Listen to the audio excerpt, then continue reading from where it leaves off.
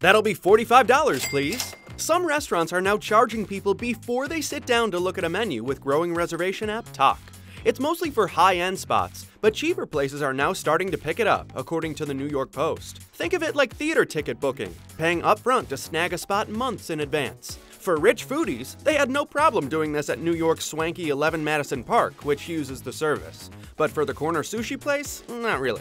Talk is now luring those lower-end spots with Talk Intro by offering prepaid experiences, like special menus and events for $50 a head, for example. If paying beforehand leaves a bad taste in your mouth, just know that only 300 restaurants use the service, compared to 43,000 on OpenTable, according to the Post. Either way, the logic behind Talk is that restaurants benefit from no-shows, and you benefit from skipping the apparent hassle of making a resi over the phone. But according to Crain's Chicago Business, 2/3 of reservations are still booked by calling ahead.